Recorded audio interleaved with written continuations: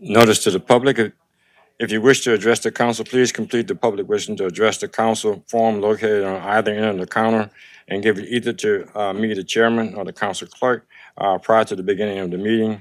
All comments must be addressed to the council as a whole. Addressing individual council members or staff is not allowed. Speakers should be courteous in their choice of words and actions, and comments should be limited to the issues and cannot involve individuals or staff related matters. We will begin very shortly.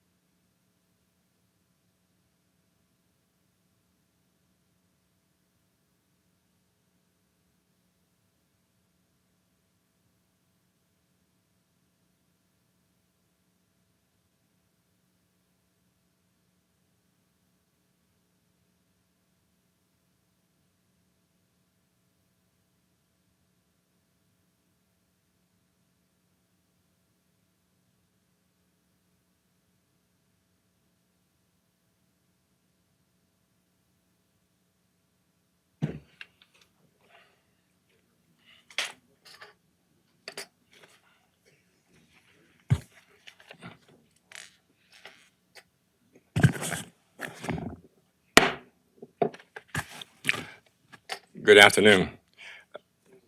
We'll now call the Recreation District Subcommittee to order. I will give the invocation and the Pledge of Allegiance, and then we have a roll call.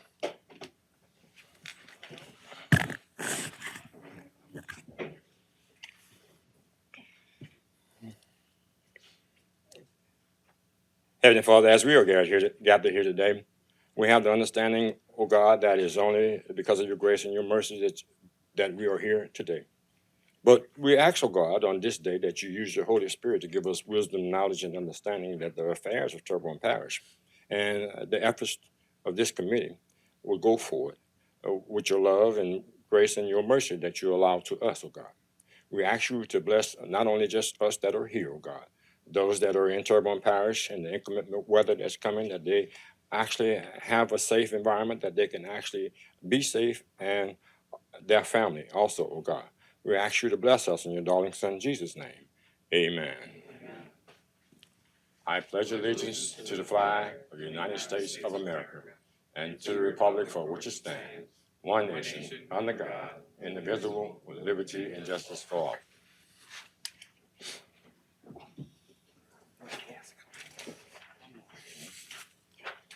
Ms. Charlie, could you give us a roll call, please? Mr. Harding, Here. Mr. Pledger, Mr. Champagne. Mr. Chairman, you have a quorum present.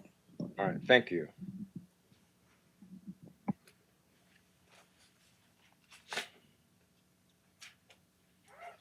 Making adjustments, putting these in order.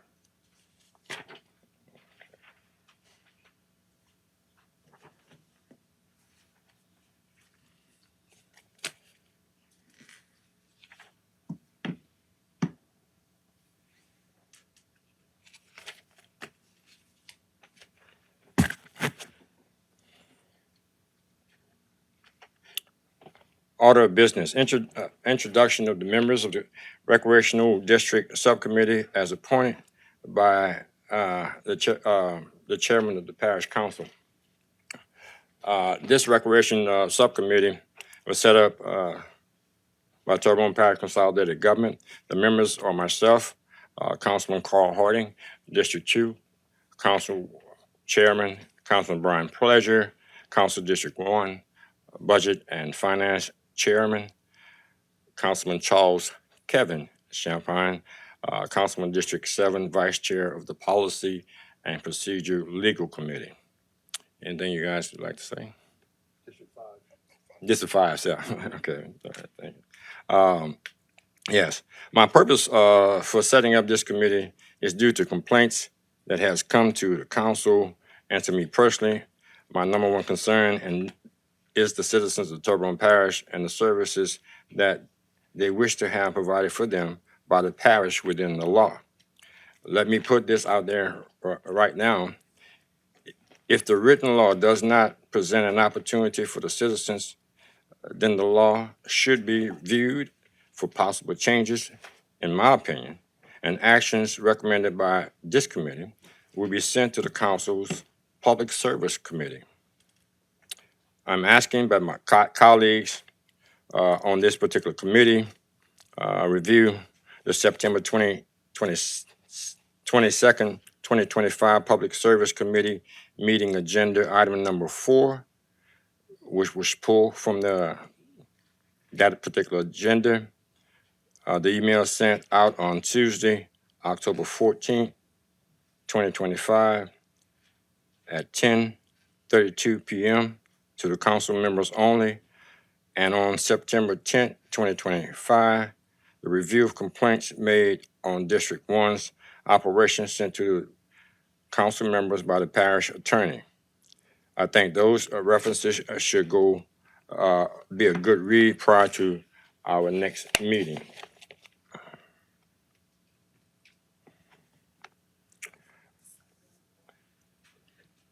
Item number 2, election of vice chair for the Recreation District Committee.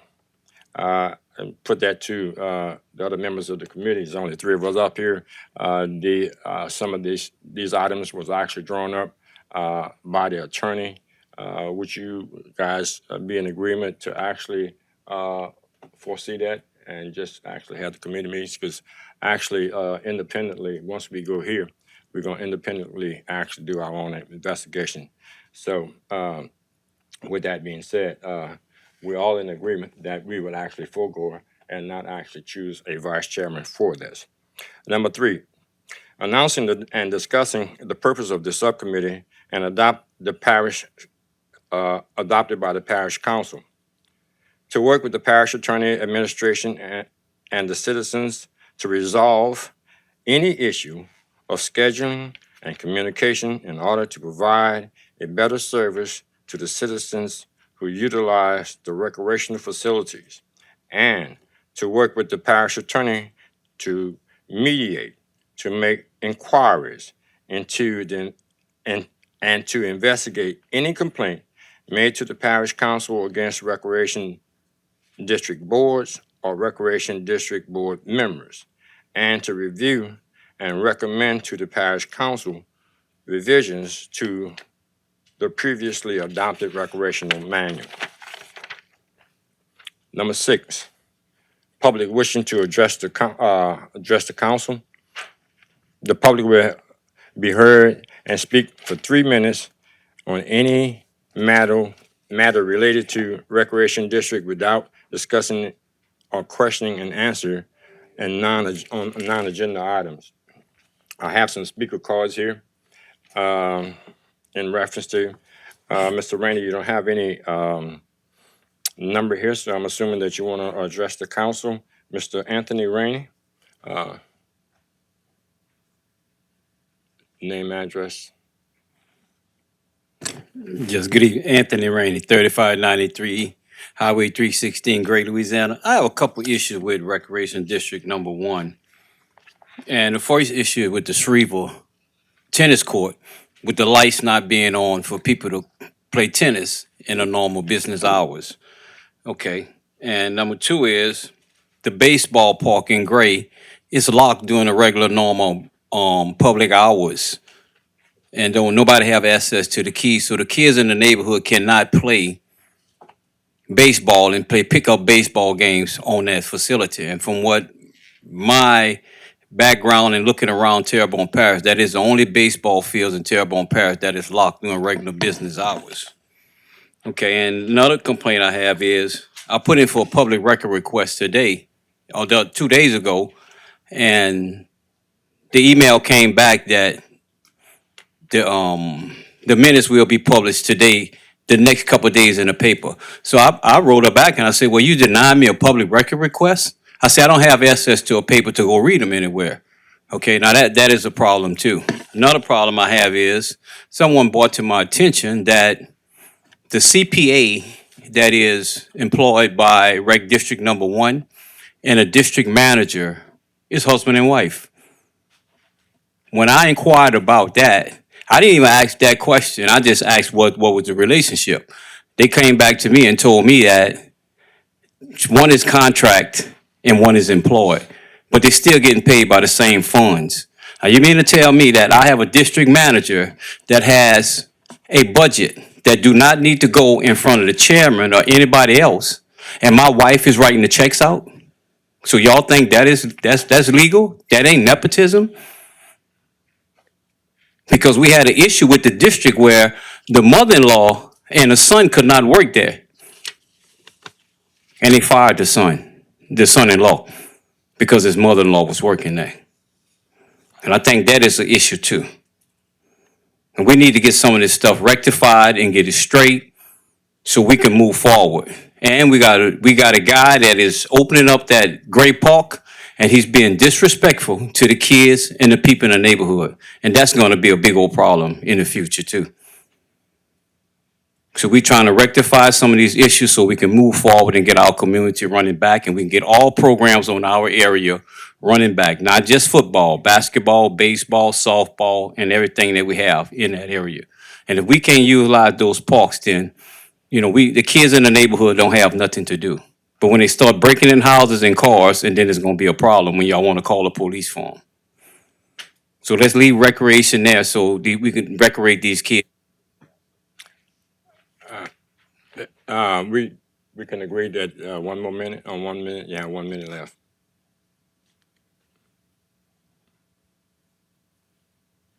Yes. Yes, and we've been trying to work with them, and every time we go to the board meetings, they tell us one thing in the meeting, then when we get out of the meeting, it's something different. So we trying to work to where they're not micromanaging the situation every day, all day long. So we need to make some things straight and get our community running back so we can get our kids and our youths into the programs and doing things that they need to be doing right in the area. So we will have less arrests, kids going to jail and doing things that they don't have no business. So if we can open up that recreation park and get everybody on the same page and open up them tennis courts so people can play that and play pickleball on the tennis courts, then we'll have a better community going forward. Thank you. Thank you. Next, we have Mr. Craig Luke. General comments about council and rec districts. Mr. Luke. Name and address, please. Thank you, Mr. Chairman. Craig Luke, 103 Georgia Girl Drive. That's in the Grand Caillou Dulac community. Let me start off by saying I'm kind of in a dual capacity tonight. I mean, I want to talk to you guys as a regular citizen, but I can't escape or run away from the fact that I am the director of Rec District 4 for the past 31 and a half years.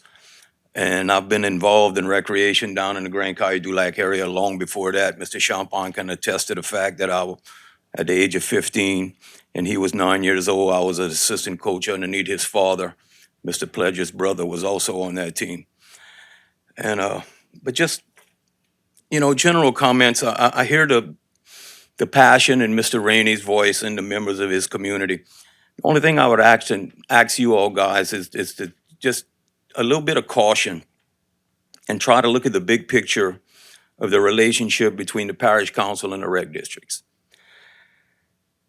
You guys have to go, council members, go to meetings every month. You have to make decisions. The rec district board members have to make decisions. And we all know some decisions some people are gonna be happy about, some people will not. Unless you get a complaint that is criminal in nature, or maybe an ethics violation, actually a complaint with the manual that we have, I think you need to take a step back and separate and look at the nature of the complaints, and does it rise to the level that this should be coming even to the parish council?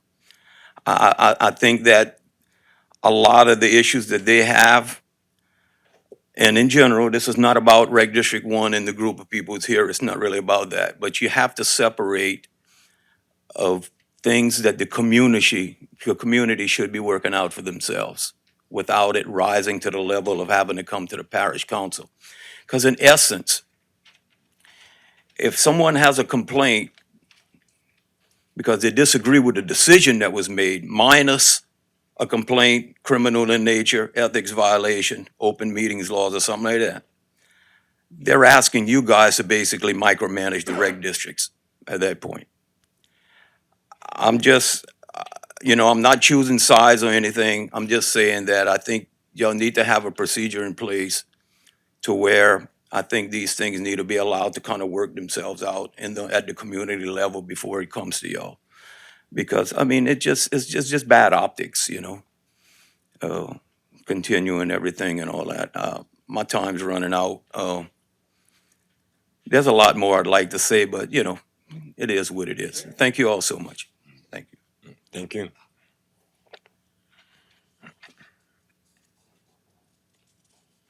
Next, we have Mr. Wayne Thibodeau. I think he had District 1. It's District 1.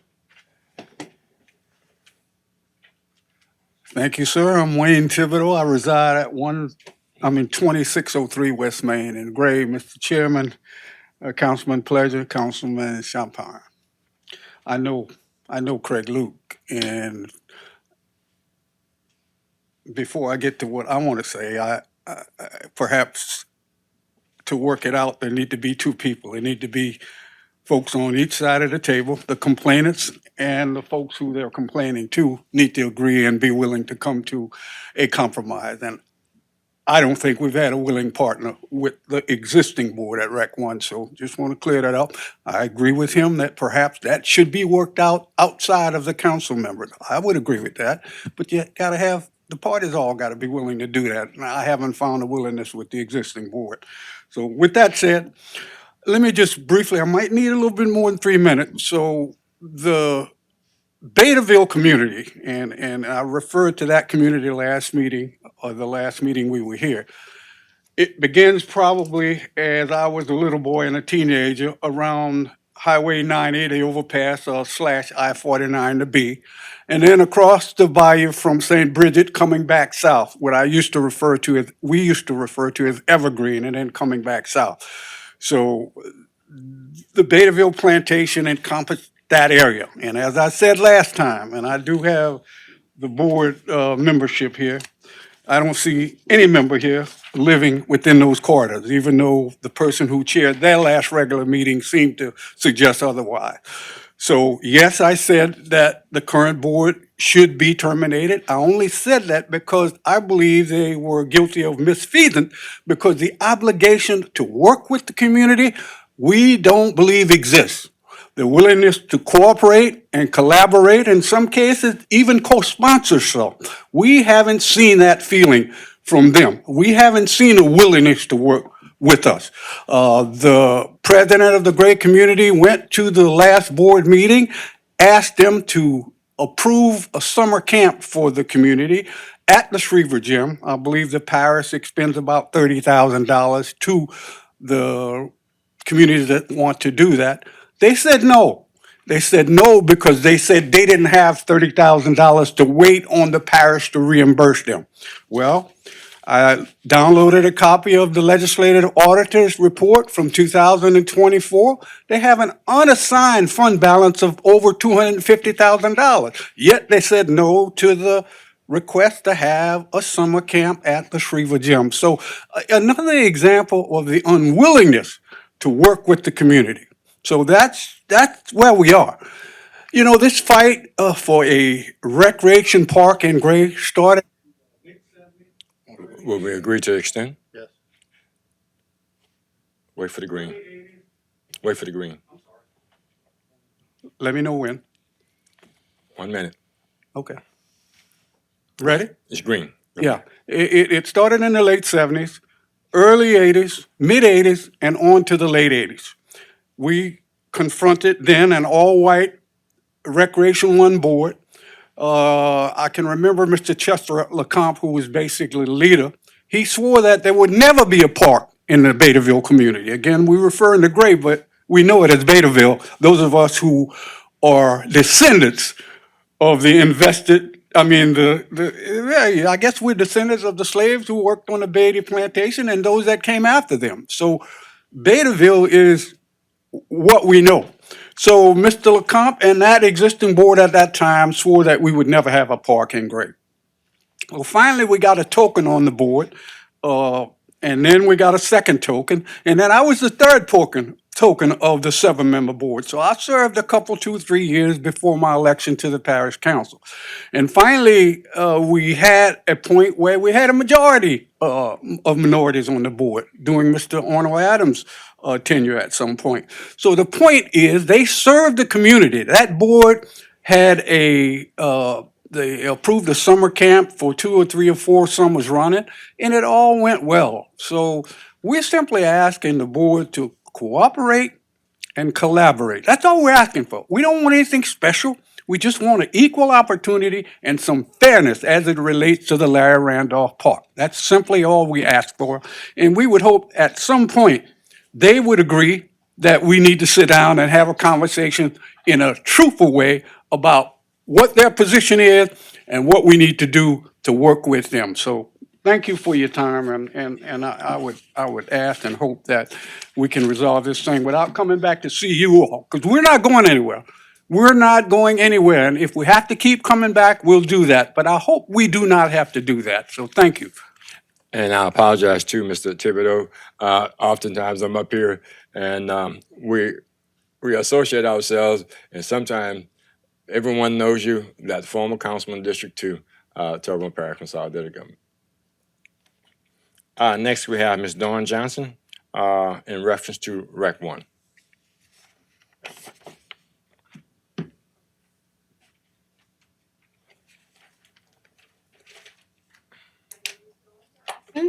My address is 212 Willowdale Drive in Gray, Louisiana.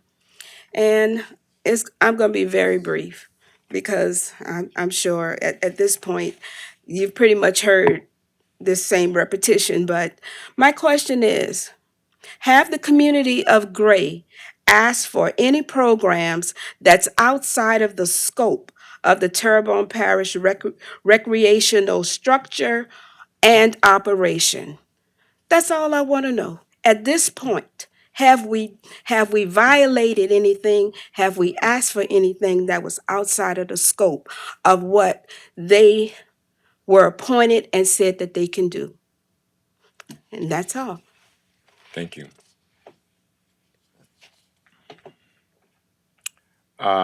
Next, I think we have, in reference to the items, the other speaker cards we have, and we're going to actually cover those on a particular agenda item because they are very, very specific. So we're actually finished the speaker cards. We're going to item number 5, discussion relative to civic scheduling software, in particular, the capacity, capabilities of the software for scheduling and notification. One of the things that I understand and to set up this board is I found out Mr. Champagne was part of the manual that actually was made. Mr.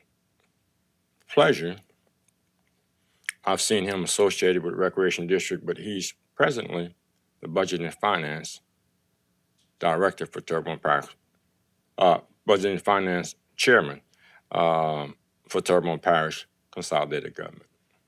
So our expertise, and I'm the chairman. I've worked in recreation.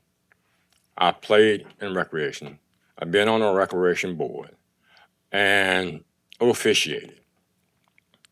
And to my understanding, if you guys, my colleagues, Mr. Champagne or Mr. Pleasure, will want to chime into this, the discussion, to my understanding, and I have Mr. Hillary Domain here to actually back up to what I'm saying. It says discussion relative to the particulars, the capacity of the software for scheduling and notification. Another reason why this particular committee I felt should be established, because there was some sort of impasse, and it's been going back and forth for a number of years. And when it started to affect the children and their ability to practice and play, it started out when it came to me and it came to the council that some people thought it was wrong.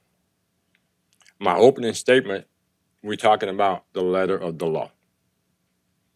So that was an instance, and let me back up a little bit.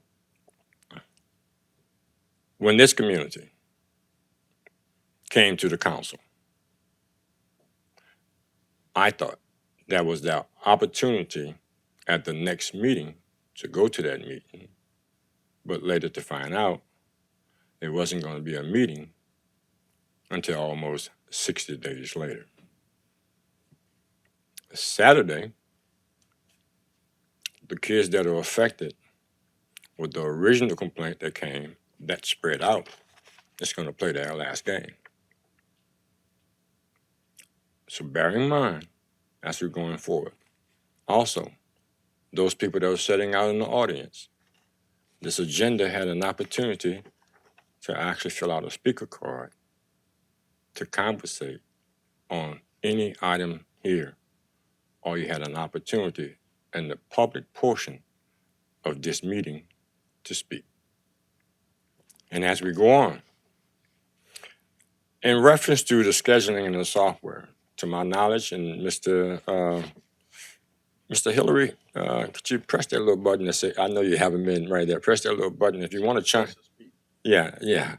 If you want to chime in at any given time, and I may ask you a question to actually perhaps take care of some of this impasse that we actually have, because this particular situation, not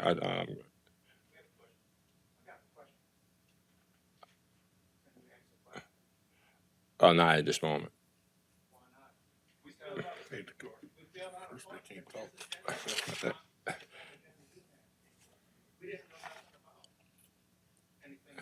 Could you step to the mic, sir?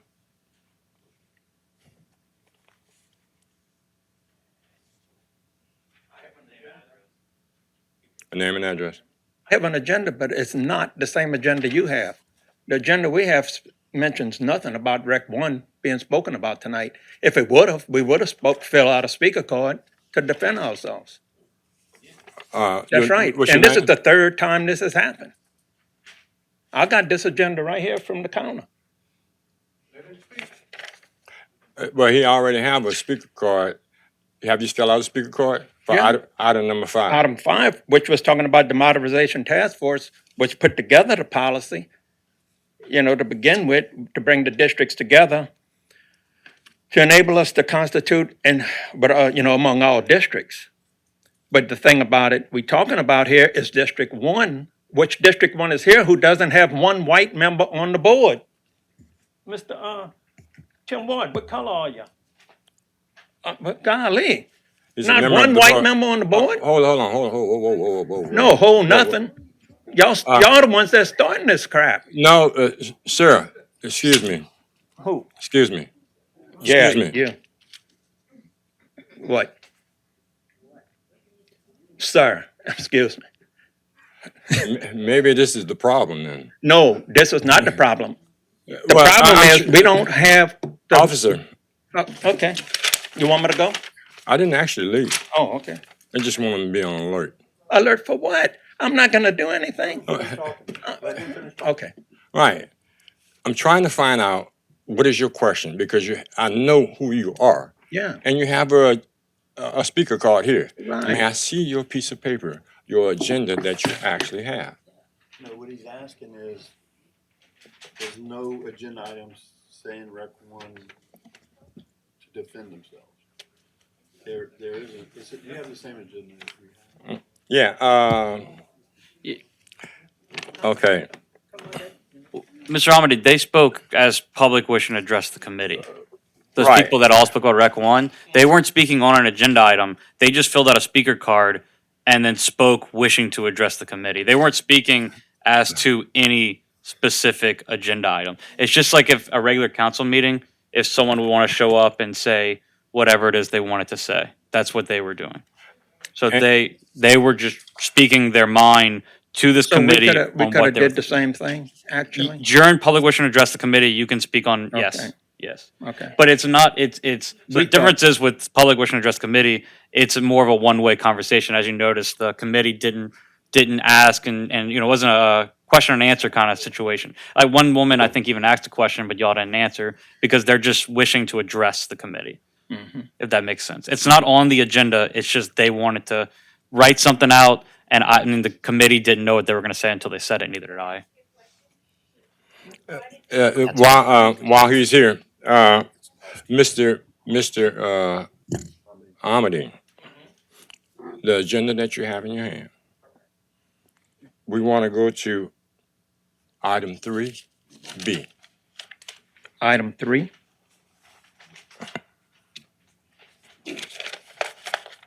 It's on the front. Okay.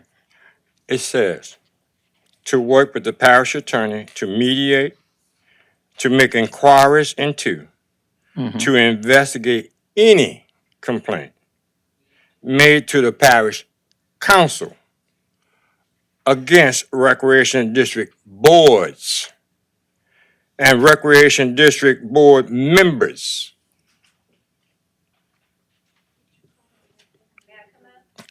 To review and recommend to the parish council revisions to previously adopted manual. When it says any recreation and it says board member, on that page, it doesn't say Rec 1.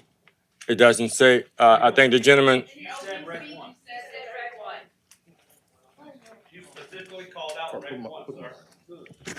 Okay, I'd like to make a comment. Excuse me, sir, Mr. Thibodeau, if you can just, yeah. I'd like to suggest to everyone in the audience that we maintain decorum here, okay? And what that is considered, I'm sure you guys are aware, we have to keep order and we have to follow a certain etiquette while we're here. If at any time, of course, I'm not the chairman of this committee, however, I will make a suggestion that the officer remove you if we're yelling out, screaming, that type of thing, all right? I just want us to maintain decorum. That's it. If you have something to say, I'm more than willing to hear what anybody has to say here tonight. So I can make an informed decision on what I would suggest or recommend a path forward for everyone in harmony. Okay, so let's do that. I understand there might be the emotions might be high, whether it be from the Gray community or whether it be from the rec district itself. But please, please, I ask that we maintain decorum. Thank you. Mr. Champagne. Yeah, so I think there's probably a little confusion about how you had, if you were filled out a speaker card about specifically just to talk about Rec One, you would have had the opportunity, but what happened was you wrote it about a Yeah. specific agenda item, and that's why it occurred that way. Because that's what we thought we were coming Yeah. for, the modern, the task Right, policy. right. Right. Mhm. Anyway, I just wanted to make So clear. now we go back clarification. to, Well, Item see, five. see, the. oh, no, go ahead. In me speaking here, it's different from some recreation boards. Mm-hmm. See, Mr. Champagne here and Mr. Pleasure here, we can actually deviate from where we are right now and go back to the public portion of it and let you speak for 4 minutes at max. Would you agree to that? Would you agree to that? We're going to deviate. So at this time, we're in an agreement. Unlike some of the recreation districts that might not allow that to happen, you have your opportunity to speak. Wait till the light is green. We give everyone a fair opportunity to speak at our meetings. They can, say what they have to say. It's a board decision when things happen. It's not one person making any certain decisions. It comes through the board. Other than that, a lot of false statements have been made about Rec One. First of all, locking the fields, locking the kids out, not true. We do not lock down any parks. Our parks open every morning at dawn. They shut down every afternoon at dusk. Talking about the Shriva, Give him 3 minutes. oh, the pickleball, they do play pickleball at the Shriva. They line the court up at the Shriva tennis court. They do that. As far as the comments being made of locked fields, the baseball fields are locked for insurance reasons. That's in policy. It's stated in the policy where we have to, keep them locked up for, if it's any more than, how do y'all say, 5 to 10 kids or so many kids on the field, it's considered, a gathering, or how you call it, a organized event. And therefore, they gotta have insurance through the parish. So we just follow the policy and what the policy tells us. I mean, if they want us to open the parks, that's what we're here for tonight. I thought was the task force, the policies we came across. Adding extra insurance to unlock the fields and let the kids go out and play on the field. Kid gets hurt, we're not liable. The liability is on the insurance companies. As far as other comments being made, I wasn't prepared for this. I just go by what I hear. And a lot of things I'm hearing is a lot of false statements being made about Rec District 1. We do everything we possibly can to work with the district. We treat all our parks fairly. All our parks are the same. When we started closing that park at a certain time, the reason that park started closing at a certain time was because they had our maintenance men were being threatened once it got kind of dark. And so what we did to appease the people, we cut an opening in the fence to where the kids can walk through from the neighborhood in and out, which made that park actually open 24 hours around the clock. That is the Randolph Park. We closed it to vehicle traffic at dusk, but other than that, it's still open for walk-in traffic through the side. I'm trying to get the complaints off the top of my head. Other complaints we may have had was all our board representatives, there's none from grade as, let me put this, there's all from HL Bourgeois or whatever. I'm wearing an HL hat. I graduated there, so it's one of the things. But most of these board members was on the board when I took over. A lot of ones already appointed and in place. How would I want to say? We have 2 representatives from the gray area. Mr. Tim Ward, Ms. Terry Chartier both live within 1 mile of the Randolph Park. And also, not far from that is the Bon Jovi Park, which is probably a mile away from the Randolph Park, which puts 2 parks in the gray area, actually, instead of 1. A lot of people forget about Bon Jovi Park because it's behind a neighborhood in a subdivision. I'm watching my time run out. Just gonna let you know.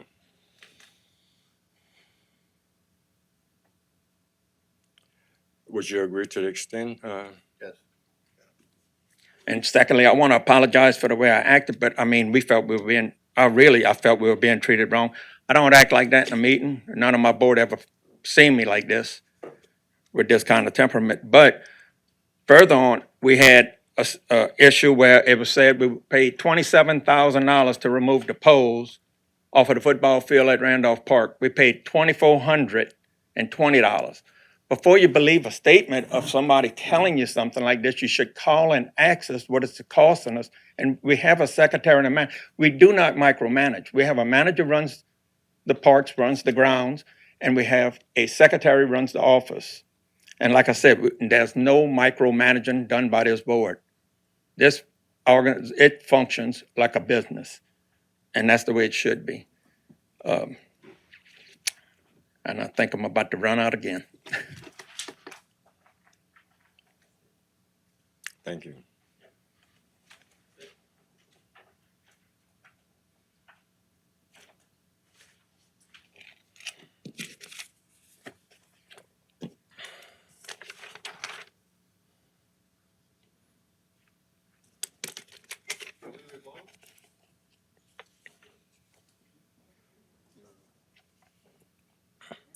We have a speaker card, no.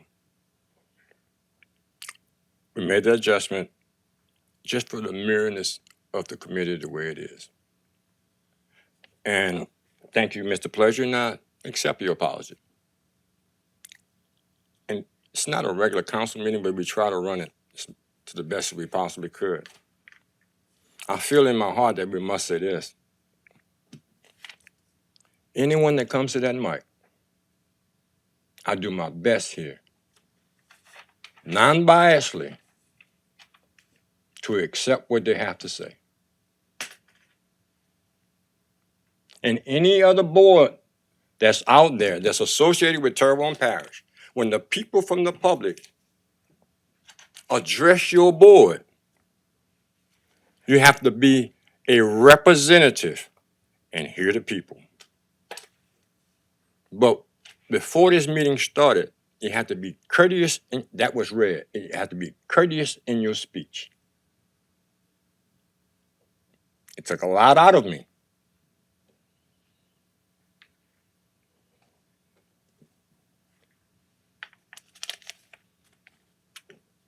So when others in Terrebonne Parish are in the position that I'm in right now, consider the people that's coming up there. But respect the authority that is presiding. Respect goes both ways.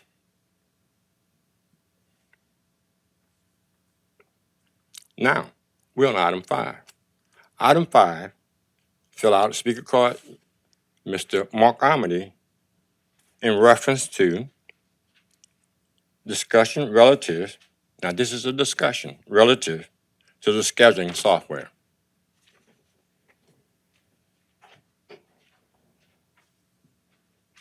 I'd be back on track. On the software, do what now? Name and address. Mark Amadei, 208 Paulette Street, Houma, Louisiana, 70364. The modernization task force, getting back to what I was saying, was put together to bring the districts under compliance of the policy and procedure manuals.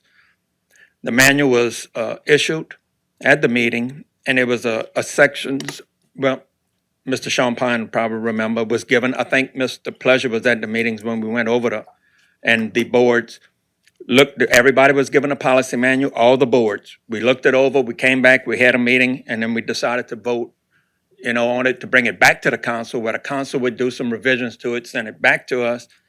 We would look at it. If we accept it, then, we accepted it, sent it back to the council again. It took few months to go back and forth. And the changes were made. And one of the things they wanted to do was this, Roddy LaReal had wanted to put together was the calendar, where everything would be scheduled, where you can't do cross-scheduling. Meaning when TPR was scheduled, that was it. It's TPR. We can't schedule any events in between us and TPR. And I believe that's what it was meant to be, and that's actually what it was there for. Now, I don't know if they wanting to make any changes to that part of the policy, which I think is working fairly well. Right now, there's a couple of hiccups in it, but I think everybody's starting to flow better with it. I don't know about Mr. Hillary Domain, how's he doing on his end, but I think it's starting to get a little bit better with the scheduling part. Before, the scheduling was all over the place before we had the Civic Rec scheduling software. I mean, we didn't know who was coming in. There was times I had to go to the gym. They had two coaches fighting because both of them were scheduled to practice basketball at the gym at the same time.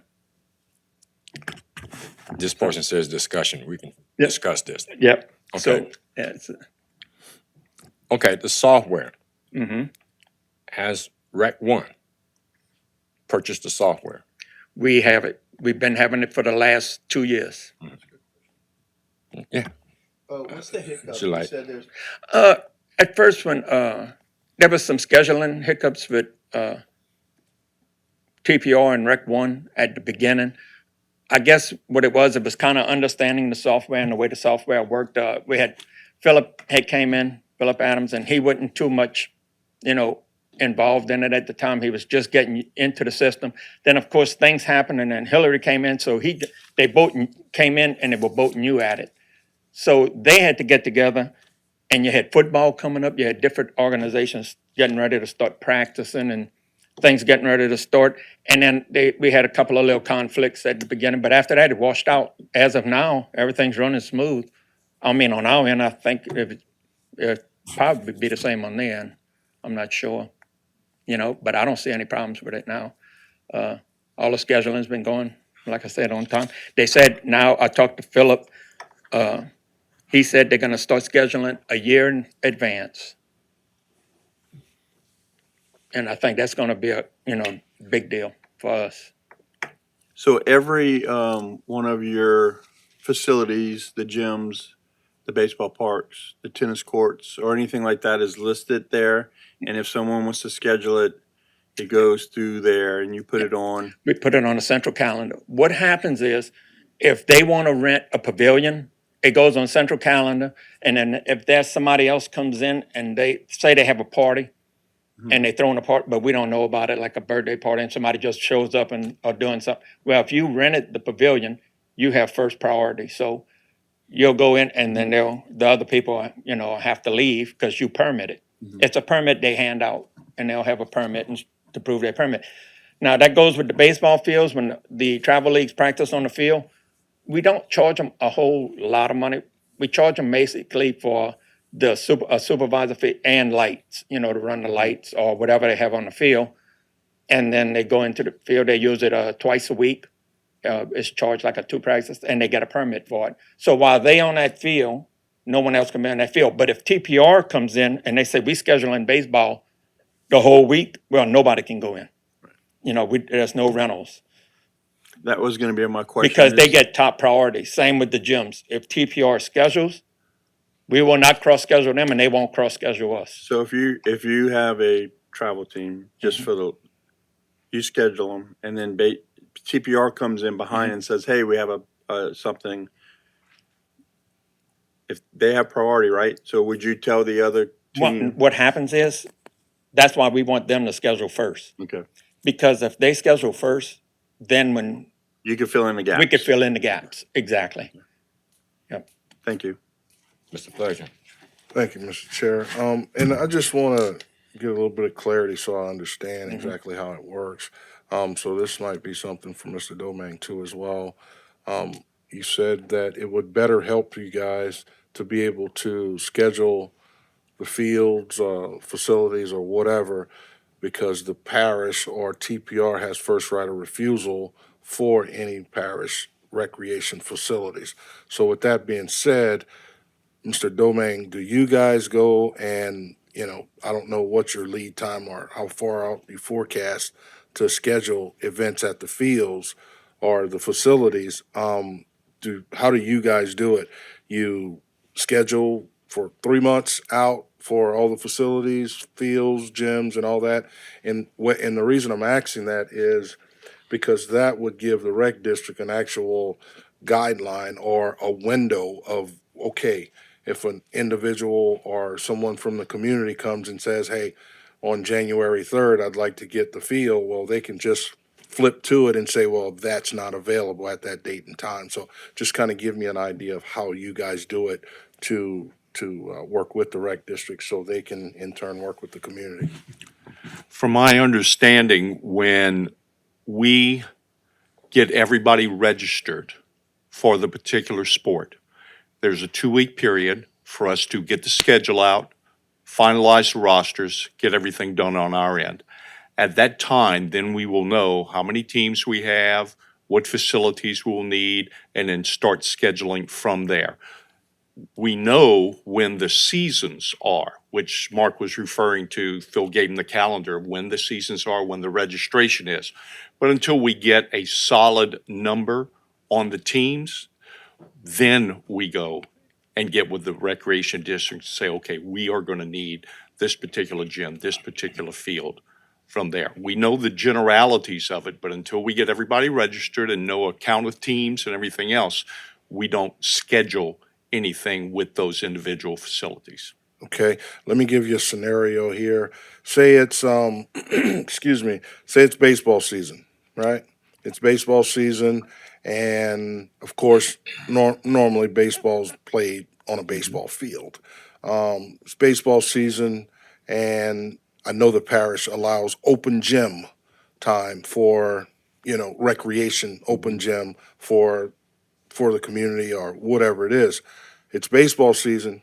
Everybody's registered, but how do we figure out, when there's open gyms and things like that? For instance, if there's somebody wants to come and rent the gym or something like that, do we have a constant feed of, open gyms when the season started?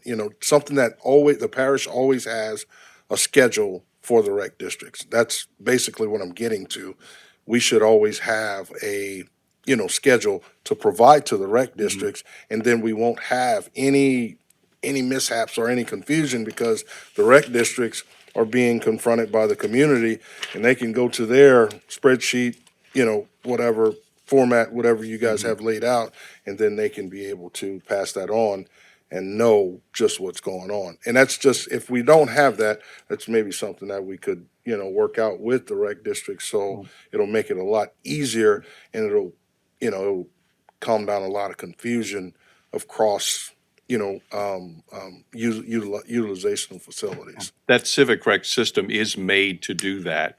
The only thing that we had an issue with, and it's being taken care of, Civic Rec software is being updated so that every time something goes in the system and we schedule something, the rec districts will get a corresponding email. It won't just be in the Civic Rec system itself. They will get a corresponding email letting them know that there's been something scheduled. So that's something that is being transitioned right now through IT to get that done so that they know exactly what's coming up, because that was one of the issues that was brought up previously, is a miscommunication there, and we're closing that loophole. Okay, and I'm to assume that all rec districts have access to the Civic Rec. Not yet. Not all of them started in. It's been rolled out to some of them, and the rec districts have been very good about getting in touch with us, wanting to get software and training and everything put in. However, because of this change that we're doing, it's not gotten out to all of them yet, but it is in the process. They don't want to roll it out and then have to come back and reinstall and do everything else. So while that change is being made, we're doing it the way it's always been done. But with them, Rec 1 has been very good about using the Civic Rec system, and we just want to make sure to get it all correct, which is why that change is being made on it. Okay, thank you. All right, sir. Mr. Yeah, Chairman. and let Yeah. Mr. Pleasure, maybe it can add to you. I have one more question about that. Okay. So so once you know the teams are, who's formed and how many teams you have and you start scheduling the games, do you schedule the practices? Or Yes. do so you schedule TPR team practices Correct. regardless of where which community they're from? Correct. Okay, And that's- try to assign them if they're, from the, North Terrebonne area, we want them to practice in that area. If they're down in Berg Montague, we want them to practice there. Yeah, that's all done after registration is closed. That's all done and taken care of. Mr. Armady, just hold on for a minute. Okay. My scenario that I'm getting, how we're here, is the fact that that was an issue, and that's why this is being implemented. The big picture about that, all recreation districts should be with this manual. But all recreation districts don't comply with this manual. Granted, Rec 1, everyone said, hound it to the T. They're spit shine. The situation came up before you get here, because I went on. When the seasonal sports happen, first choice comes to Quality of Life Recreation District, correct? They go into the calendar. That calendar, they actually look at each recreation district where the open space at in these districts, and they apply themselves for practices and games. Once that is done, what else is left is to the recreation districts. Okay? How we get here, because the attorney actually took from the complaints of our council meeting, and this was one of the issues, not really calling anyone's name, but it happens to be in a situation where this manual, the people in the gray area in Rec 1 may feel as if that they are the whipping child of it, but across the board, the intention is to across the board clear up some fallacies in recreation, whether it be in the manual or whatever. So the instance that we have, and I'm creating in my head, is the fact that when the issue came up, when a football coach got the information in the email from Quality of Life, and he had the email in his hand stating that he had permission from Quality of Life to practice from 6 o'clock to 8 o'clock. He had it in his hand. So this where we look at the people, because it's the people money and the people's property that we as council and the recreation districts provide for the people. The question came to me, and now that you're up there, Mr. Amity, the individual that met the coach at Randolph Park for football, if that was a problem anywhere else, who would he call at 8 o'clock at night or 7 o'clock at night? They called the manager. That's who he called, the manager. Okay. Do you District manager. do you think that the problem could have been rectified with a phone call instead of not Well, having calmer heads? I think it prevail? was kind of rectified because what happened was when we looked at our calendar, it wasn't scheduled on the calendar because I think that's where the first breakdown came through. But they were just getting in to the program. I'm talking about Hillary. Hillary might have been there a week maybe 2 weeks at the most. He was just coming in, and then the permit was issued, but it wasn't on our calendar, so we didn't see it when we brought it up on the computer. See, everything's color coded. That's what I was going to get with Mr. Pleasure. It's color coded. They may use gray.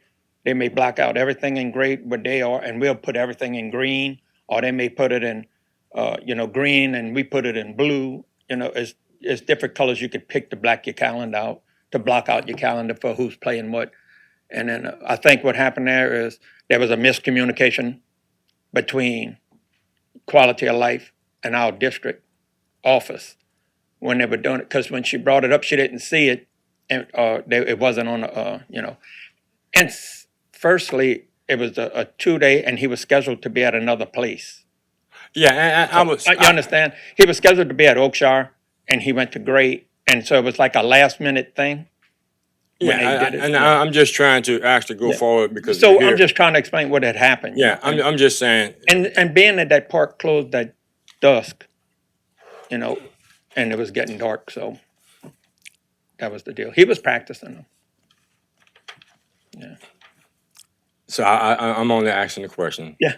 Could a phone call Yep. have been made to someone while this gentleman had a piece of paper in his hand saying that Yeah. he could have practiced? Mhm. That's all I'm saying. Yeah. Okay. Okay. Anything else, Mr. Pleasure? All right. Anything else, Mr. Okay. All right. Thank you, sir. Thank you. Let me clarify this also. If you missed the public portion to speak in this meeting, that was your opportunity. The speaker card prior to the meeting, if you had an individual item you want to speak on, that's when you come to the mic to speak.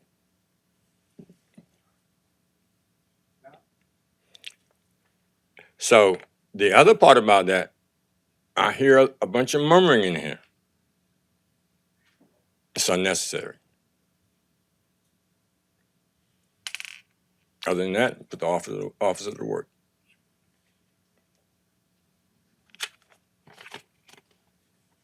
We have Mr. Okay, item, anything else any more discussion 6? So number 6. Discuss the Recreation District Manual and the duties of the Quality of Life Department and Recreation District for the purpose of the Parish Recreation Program. We have a speaker card, Mr. Arnold Adams.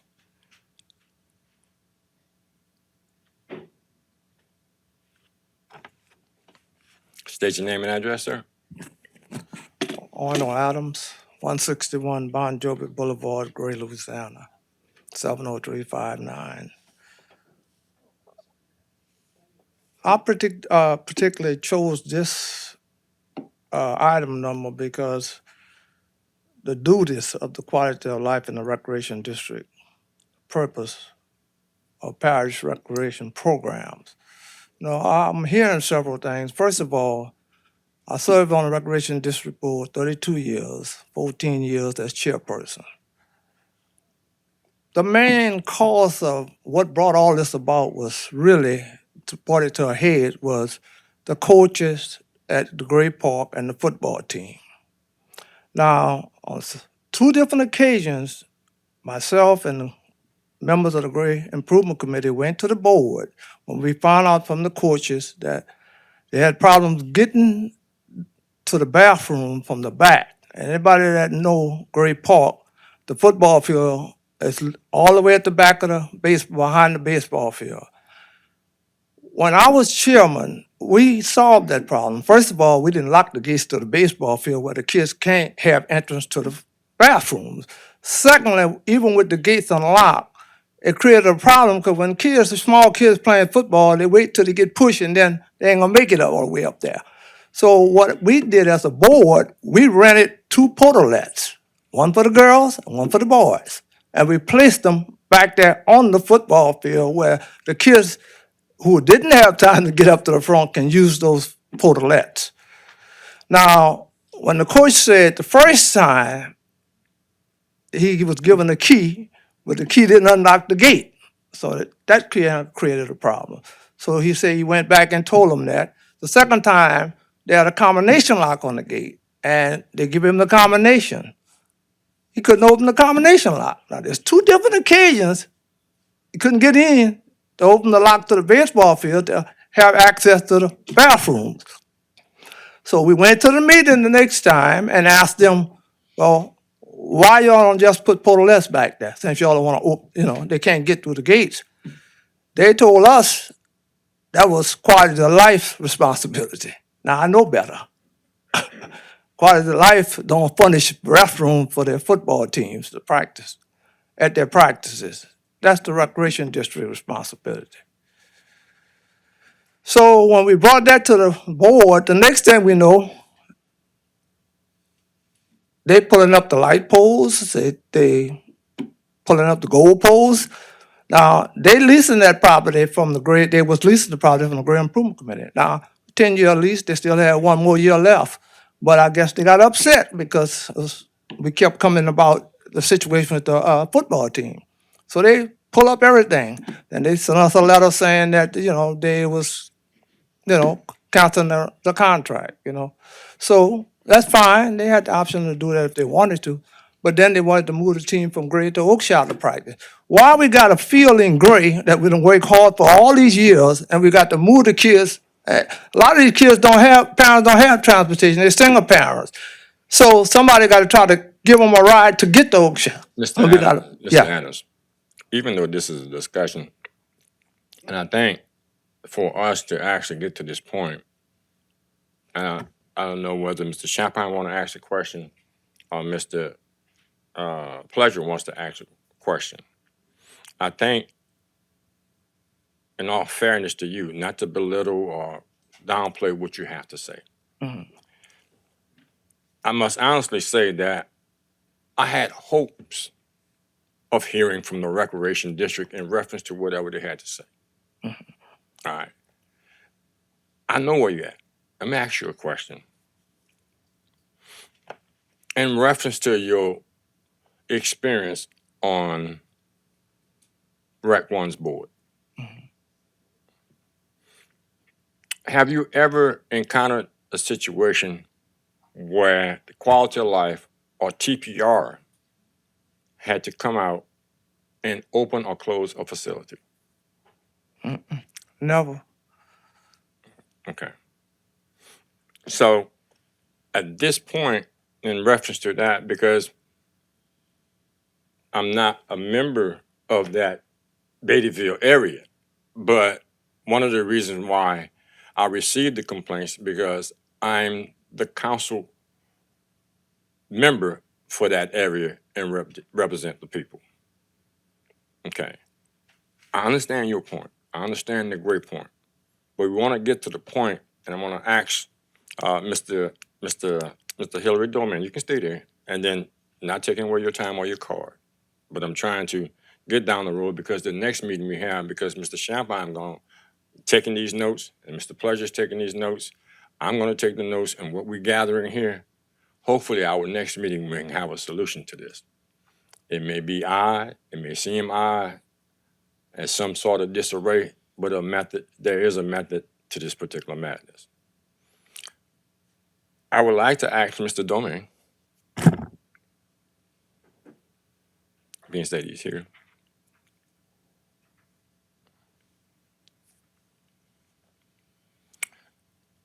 as for what you know in the relationship thus far since you become the quality of life director, in reference to not just this particular recreation district that is mostly mentioned, and perhaps all the other recreation districts that you're associated with.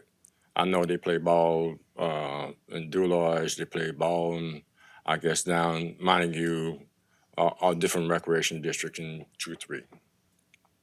Are there any facilities, or do you feel there is a need for some type of relationship or change between quality of life in the recreation districts to actually provide a better service for the people, because it seems to be a problem with opening and closing facilities, such as when Mr.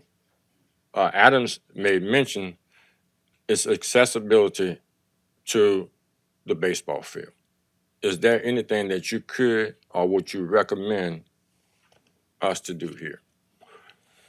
Well, in my limited time doing this and from talking to people that have done it for a long time, quality of life and recreation department before that is responsible for the programs, not for the facilities. And so we just handle the programs. Each individual recreation district handles their facilities. Mr. Champagne?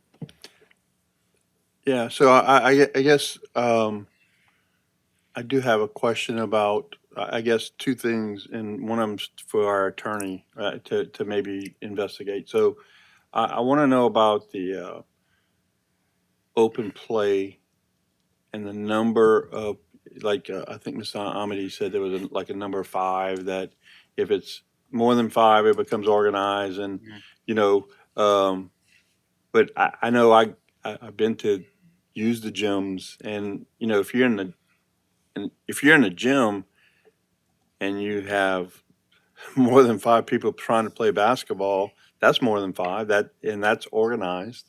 That's not organized, it's open play. So what's different between being in a gym and having more than 5 and being in a baseball field having more than 5, and one's organized and one's not? So, and then I guess I want to hear from the rec district from about access to bathrooms, for open play. If somebody wants to say anything about open play and access, I mean, that's basic, you want to have access to bathrooms. So I don't know. Anybody, if you want to come up, Craig? Also, you still have your time we'll call you back if we need you. Yeah, you have any more to say, Mr. Adams? So we want to respect you first. You have any more to say? Okay, then. Mr. Pleasure has something to say. Okay, just to, and I'll ask this to legal. I do understand that there might be a little bit of disconnect here or a little bit of confusion on procedurally how this is conducted. It's obvious that we had, the folks from the great community that filled out speaker cards, that type of thing, and they were able to address certain things here. And it appears Mr. Amadi had a little bit of confusion there because he was site specific to an agenda item, right? But I'm pretty sure it appears that the rec district, some of those members, I'm sure, might want to say something, right? So with that being said, I'm asking you, how can we achieve at least the great community? They've shared what they wanted to share for the folks who wanted to speak. I would like to at least hear if someone had any information they wanted to pass along or they wanted to share with us, because that'll give me and my fellow council members here, that'll give us a better opportunity to make a more informed decision, because there's so many things that we're going to take into consideration while we're doing this, right? And it'll keep us from having to being investigative and making phone calls and all that. We kind of discussed it here in the phone calls that I know that I would make to follow up to this. It's basically going to be for clarity, should I say. It won't be the investigative part. So if we can have whomever talk, I'd like to hear everybody, and then, of course, maintaining decorum, but just to. Yeah, you can, I mean, not call public because it's, not public hearing, but you can either call on individual people that you think could help you become more informed on the topic, or you can, if they have something to say, you can offer it up to the public. The one thing I think you're trying to avoid, and I'm sure we all are, is like a town hall Q&A session. So, I would just remind everyone that if you're not at the podium speaking or called on, then if you have something to say, do it respectfully and, not murmur to each other in the crowd. But I think it's a great idea because the whole purpose of the subcommittee is to become more informed.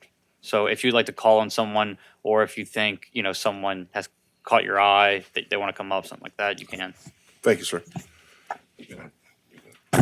Mr. Champagne?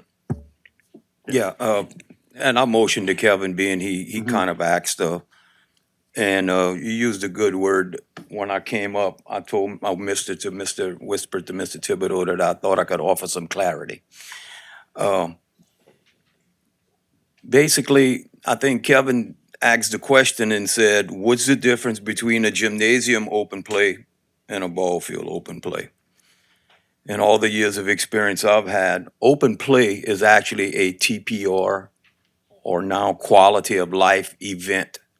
When those gyms are open in the evenings, a supervisor is paid, I think, for 16 hours a week generally. Sometimes they can go a little above depending on certain practice or something. And they're there to supervise that activity at the gymnasiums that night, which consists of open play a lot of times, especially when you're not in basketball season. Got kids playing basketball all the time. I know at my facility, well, what used to be my facility, we got a brand new one getting ready to get built. But anyway, I would assume, or it seems to me, that open play on a baseball field would be the exact same situation. When you have a TPR event on a baseball field, whether it be a practice or a game, TPR, I know at my rec district, always had a field director that was hired to supervise that activity taking place on that field, whether it be a practice or a game. I always tried to take the approach as a rec district, as a director of a rec district, if I was there at night, to defer, and I was there just in a support capacity. I allowed the TPR supervisor and TPR to have their event.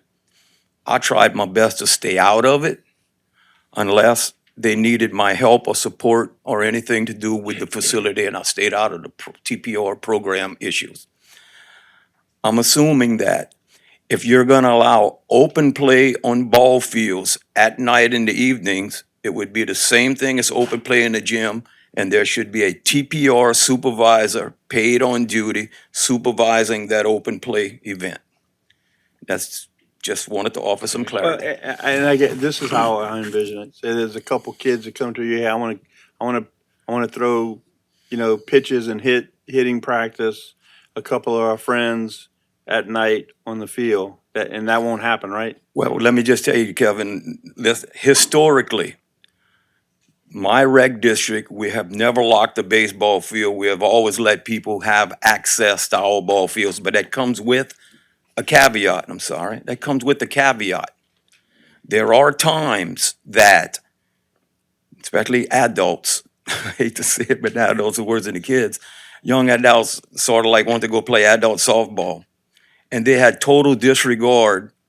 It could have poured down rain in a half hour before they wanted to practice, and they tear up your field. So that comes with the caveat. If you're gonna allow the public to use those ball fields, you may not have the quality of the field that you want for your TPR events, because it does put an extra burden on the rec district to maintain those fields in good condition under those conditions.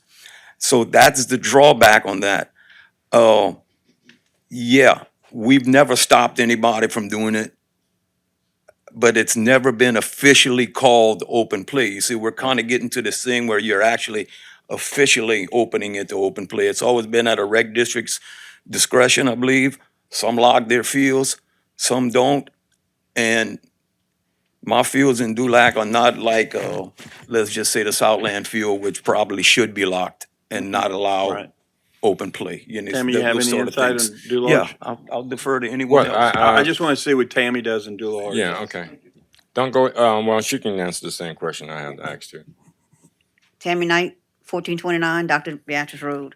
So basically, I gotta say again, every district's different. Right.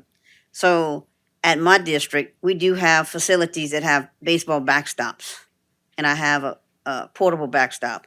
So my baseball fields are locked outside of baseball season, but they do have the opportunity to practice or go out open play or to the public through two parks or a backstop at the ball field.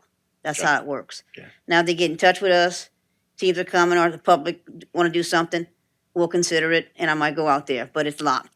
For example, we're fixing to have like 4 or 5 loads of red dirt coming on our fields. This is the time we start working on our Fair. fields.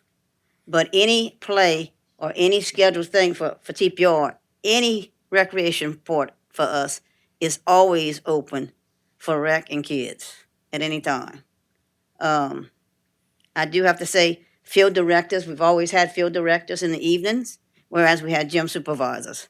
So we as a district didn't have to go supervise. But everything's all open except for the fact that my fields are closed, basically on that. Game fields. game fields, yeah. And we do have 3 other fields that they can go at any time, sunrise to sunset. I don't have a lock, because there's no gate, but when it's dark, it's dark. The bathrooms? We have portalettes at all our fields, and we have a bathroom in the baseball field. Thank you. Miss Tammy, while you're still there, I'm gonna call Mr. Rennie because Okay. I think what has been mentioned is open play.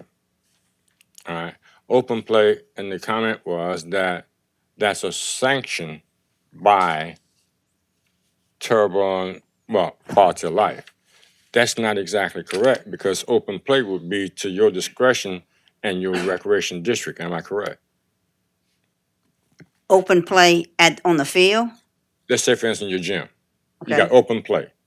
You don't actually schedule any open play. The calendar, if quality of life, say we're gonna schedule basketball games on Monday, Wednesdays, and Friday, that leave open spaces for the other days with you. Right. You can have open play pickleball. You can have open play volleyball. You can have open play basketball for certain ages. In this particular instance, we're talking about baseball field. But to clarify some other things going down the road, there's a difference between programs and providing a service and upkeep of a facility. These recreation districts are basically for the upkeep of the facilities, correct? Mhm. And the programs, Mr. Domingue, would be provided for by quality of life. So we have a marriage. We have, I'm put it like this, y'all forgive me for saying it like this. We have Dr. Frankenstein, the brain, and then we have the body. So we have to maintain the body to put the brain there to operate so that people can have the services. So when it seems it may be personal, you have the space to actually have small backstops and protect your baseball fields. Mhm. Then the question will be posed as a whole from my position here is to ask perhaps the question, and that's the point I want you to know to agree with, that the fact there's a difference between programs and the facility in reference to that. And I thank you. Yeah. This is the point I want to make. Then we have to consider how many TPR or quality of life sanctioned baseball games or football games were held at Randolph Park. How many games, how many sanctioned games that quality of life have asked to say, well, look, people from Montague, from Dulage, from Gibson, from Oakshire, and a sanctioned game by quality of life. So we're looking at now is the fact that programs and providing a facility for a recreation district that collects a millage for those areas. So if quality of life is not scheduled at a particular field or gym, then it is up to the recreation district to provide a service and an opportunity for the people of the community. And that's the point I want to get here, because we have to put the apples with the apples and the oranges with the oranges, but then every now and then, because we are here and in this place together, it's a cornucopia. We have everything bunched together, but it's still, that's the cornucopia because the stuffings that are inside of it. Everything has to fit. And we're trying to make it fit. And Ms. Tammy, we're gonna get to we're gonna get to you again, right. Now, like Mr. Pleasure said, I said I was gonna recognize, Mr. Yeah. Thank you, Mr. Chairman. Okay. Let me try to clarify something up. When you talk about a gymnasium in a controlled setting, when that gymnasium is open from 4 to 8 or 5 to 9, Monday through Thursday, compared to a public park that is open all day, every day, okay? The public can go and play outside, the kids, when they want to get up early in the morning, as long as the park is open, okay? Saturday, Friday, Saturday, Sunday. Those gyms are not open to the public Friday, Saturday, Sunday. That's a control setting to where that gym supervisor is supervising those kids in that facility at that time. So it's a difference. Okay. Now those baseball fields, just like the councilman said, if I want to take me, it's going to take 9, 8 people to go play baseball. We want to go play. So that is not a controlled thing.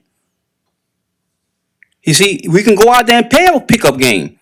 That basketball court on the Gray Park is open. The basketball court in Mechanicsville is open outside when the gym is closed. You understand where I'm at? That gym is a controlled setting. Outside is to the public to go and play basketball, baseball, track, anything. The walking track is open every day of the week when the gym is not. Correct or incorrect? So it's a different control setting. When you're going to apples to oranges, okay? Another thing too is I want to rebuttal something. If quality of life give you a permit to practice, why should someone else say no when TPR sports come first? The thing that you say when you call, if you look at that schedule and it say, Mr. Domain approve it, whoever approved that TPR, and he showed that to that park supervisor should honor it. And no one should tell those kids to get off of that park because it ain't on the board when they have signed it and given the permission to be there. And I think as we're going forward in this discussion that we actually have, we're probably going to address that a little bit further.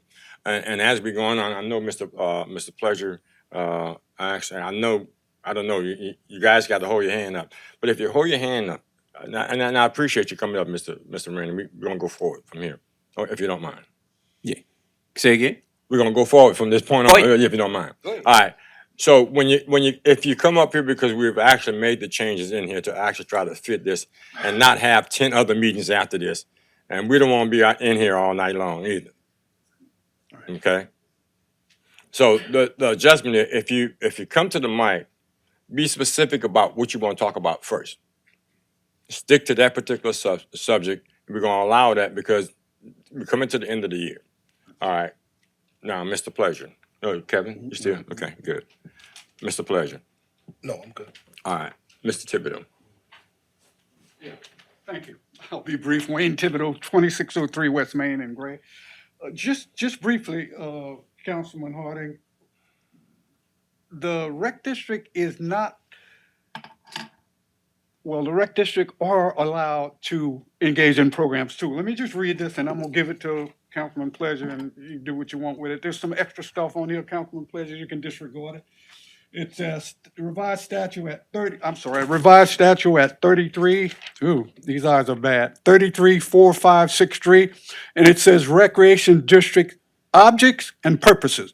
That the objects and purposes of the recreation district created under RS 334562 shall be to own and operate playgrounds and other facilities or generally to engage in activities, which could be programs, which would promote recreation and any related activity, again, programs, designed to encourage recreation and promote the general health and well-being of youth. So, there's some dual obligations here.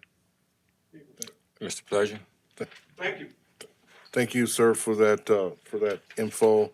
Now, in fairness to everyone, like Mr. Harding alluded to in the beginning, and what Mr. Harding said just now, is there anybody from the rec district that wants to come up and share anything else, or we're good? I just want to make sure, sir. Name and address for the record, please. My name is Sean Mesh, 255 Horseshoe Road, Trevor. So I've been on the board for the last 2 years, And we've seen a lot of things come by, and we're able to answer them. I even called you and talked with you, Mr. Harding. Mr. Arnold came by, and his first discussion was to open the parks longer. And we all discussed. We said, yes. Is there anything else you'd like to discuss? No, that's it. We finished it. Anthony Rainey came by. He asked us for other things, and we asked him. We talked to him. Is there anything else? Nope, that's it. We started having more problems whenever football came around for Mr. Torrey Adams. He said there were practices that were associated at the park, but actually he was already for Oakshire, where we had talked to Quality of Life, and we said, no, the parks aren't able to go right now. You can go to Oakshire. Well, we told the Quality of Life several times before Mr. Torrey Adams' practice was, and never got back to Mr. Torrey. They still approved it, and that was the issue, where we had it on our records that we shouldn't have done it. And we talked to and we even had a permit that was approved, and it was a change permit that was never sent to us to say that this was a change. So that right there. We had an issue with the lock with Torrey Adams. The second time was the code. It was a code for the lock. We gave him the correct code or the combination. If it was given to anybody else that night, they could have opened it up as well. The next morning, we went and double checked it as well. Opened up on the first try. So we don't know exactly what happened that night, but we know the lock was correct. The other issue is with Miss Dawn Johnson, talking about the summer camps during this upcoming summer. We had discussed with her what it takes and what's going to happen. And we have to put the money up front. Hopefully we can get that reimbursed later on. That's not a justified answer, I guess. But we're not sure if we're going to be able to recoup that money. We go to our accountant, our advisors, to help. Hey, what is the realistic thing we should do right here? Can we do the summer camp? No, we can't. We have a bond that we're still paying for. We have other things that are coming up. We have trucks that need to be bought for our district. These things are coming up, and that's what, I guess, the biggest issue of we can't afford it. We would love to. We would like to reach out. Is there another way we can do it? I asked if there was churches out there in the community that maybe we can go with somehow. But we'd like to do that, but we can't. We can't afford it. So we would like to do other things for the community. I guess the biggest part was the Randolph Park taking away the football field. Well, it was more of an issue than anything else. We weren't using it as much. Oakshire was being used more than Randolph. And that's why there's no need for it. It was $53,000 to be able to run that in 1 year. Everything included. We asked our accountant to go ahead and look at it. She gave us that price. That's how much it was. Yes, to rent wasn't that much. But the upkeep, the lights, utilities, everything. That was the issue. So for us, for a field not being used like it should be, we didn't see fit to go ahead and rent it another year or lease it another year. That's what the decision. Very hard decision, but it was a decision that we had to make. Question. Well, I'll make the statement. You're the only one that called me. Thank you. Good. From the district. Okay. With that lease, so you guys took on the responsibility of cutting the grass and Yes, whatever, and paying the utilities, whatever. Correct? correct. All right. So it was only to be used as a football field. That's right. That's what it was supposed to be. Okay, for a football field. So if it's not used for football, I don't know. I guess maybe lease it. It could have been leased that way. Leased for a particular time and have a long-standing agreement with it. Just disconnect the lights or whatever. Take the portalets and I'm just saying this. They told us to get everything off. You have 30 days to be able to get it. Okay. Now the other thing that I got going forward, it was my understanding that it was three different football teams. Okay. 7 and 8, 9 and 10, 11 and 12. And somehow or another, that was a situation whereas some people were more in the age group around Oakshire. Mhm. And I think the issue was, from what I gathered, Mr. Torrey had a 7 and 8 year old group Mhm. that was more from that particular area, the Randolph Park area, which kind of made it understandable where these kids walk from the neighborhood to that area. And the only thing I can say is because these guys gonna do theirs, but I'm gonna put this out there going forward for everyone to know. The most important thing about that is recreation, and we're dealing with kids. And somehow or another, I figured that it should have been something that we could have actually done because their last game is Saturday. I wish somebody else from the district would have called me so we wouldn't be at this point. I think someone out there said it. We didn't have to. I think Mr. Thibodeau said it. We didn't have to get to this point. No. We didn't have to get to this point. I think in going forward, I appreciate your Yeah. efforts. No, thank your you. efforts. And I hope everybody's going to come together on the same page with this. Just don't hold your hand up. Just come to the mic. We're having a meeting. no, I understand. We're having yeah. a meeting on the 17th, and Yeah.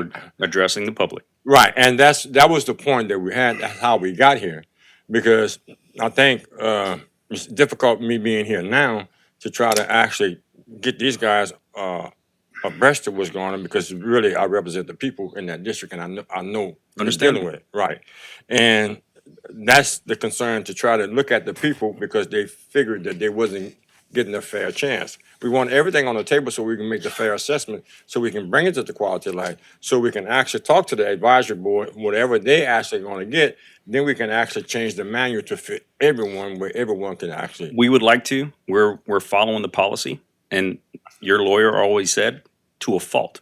So we're following it. So if you want something changed in District 1, I'd like to go ahead and change the policy. And we're going to we'll cover. follow it. We're going to cover some of these other areas if Good. we can ever get down this agenda, because it deals with insurance. It Yes. deals with a lot of things that you guys are talking about. Correct. But man, it has to be some heart into this, and I appreciate you Okay. for coming up. Yes, sir. You held your hand up several times. I did give my number to a few of the people in the crowd too. So if they ever need to call me, please. Yeah, and that's what I would recommend. That's what I want. We don't need a meeting to be able to get all this done. Yeah, and that church group is right there. That's Yeah. Great Improvement Committee. Okay. That church group is right there. Give Mr. Wayne Thibodeau my phone number. Call me anytime. We'll discuss it. Good. Yeah. Discussion implementing the policies of the quality of life and events should be scheduled to a certain deadline in advance unless a phone call is made. What I've gathered here is the fact that we've already covered that, and covering that, that's why we have this computer system, whereas every piece of equipment, facility in Terrebonne Parish is hooked up to this system. So when quality of life goes in, quality of life actually picks what they have, and the recreation districts have the rest. So that's a procedural thing, and have an understanding. And of course, that was gathered to actually have the people in the gray area to understand how this processing going forward. Where we are, 9, right? The other thing was the discussion. Any discussion on that? Okay. The other part of the discussion on number 9 discussed the solution of lack personnel available to keep recreation district parks open safely for permits, events in the dark. And I think all right. Dark when district staff is unavailable. Now, we can't force people to hire. I know there's gyms that are open, and the gym supervisors are paid by quality of life.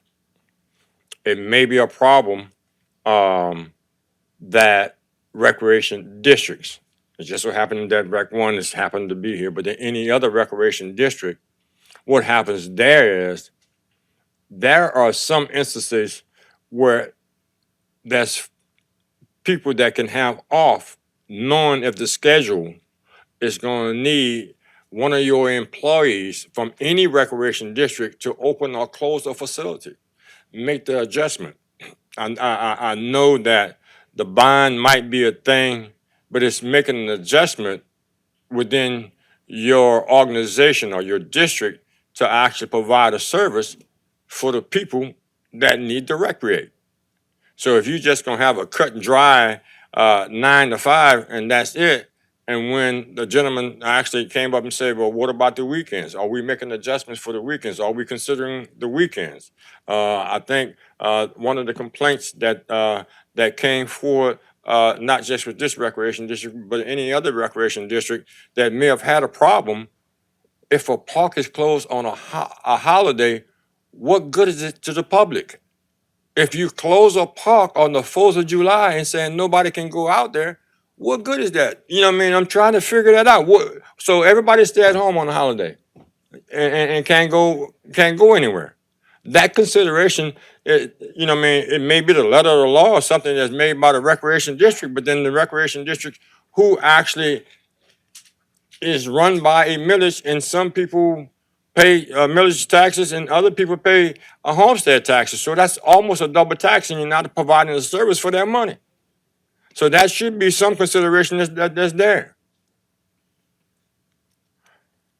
10 and 11 kind of go together. Discuss the immunity in reference to the facilities. Discuss insurance coverages for open play. We're gonna cover that in 14 if you're following.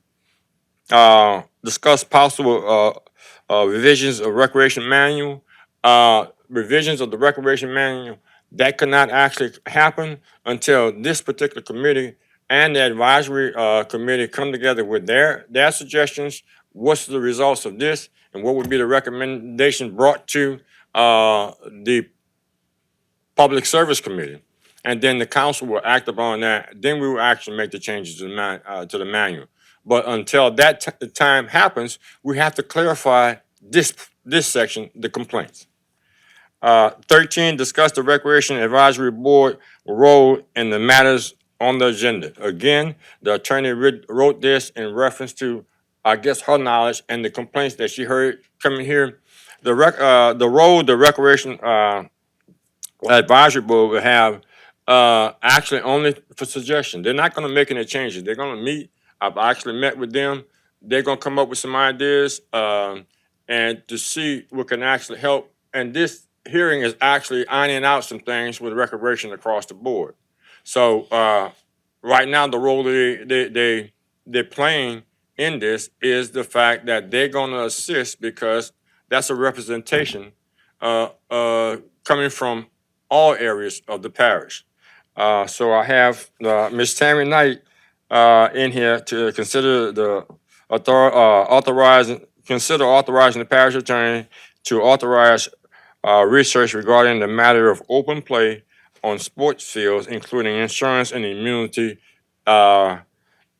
provisions. And after Ms. Tammy, I'm gonna have our representative Derek speak. Tammy Knight, 1429 Dr. Beatrice Road. Open. Don't worry about Okay. the 4 minutes. All right. So this is what I was here for.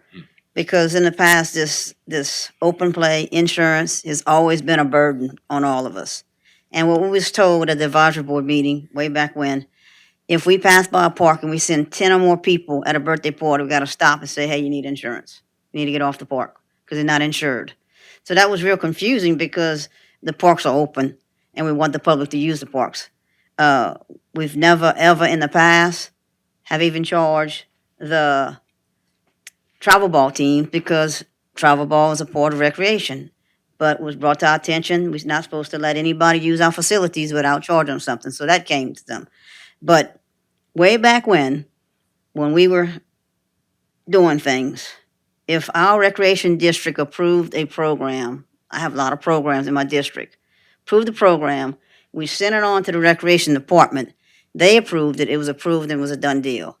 Right now, with all my district and community programs, I do a special event insurance policy across the board.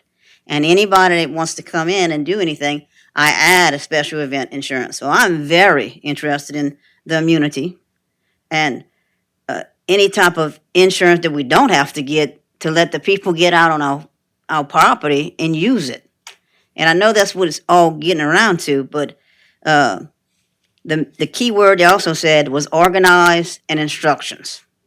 So if we got a bunch of kids just playing catch, it's not organized, it's not being instructed. But if you got a team that's instructing and organizing a team and having a full practice, well, that becomes the insurance. So I would love to see if we could get the attorney's opinion about the insurance and immunity provision, because I think we would save a bunch, because we have functions, community functions all year long. And I'm going to add a few more because I have some other organizations on my upper body want to add a few things. But at the same time, we want to make sure we're protected.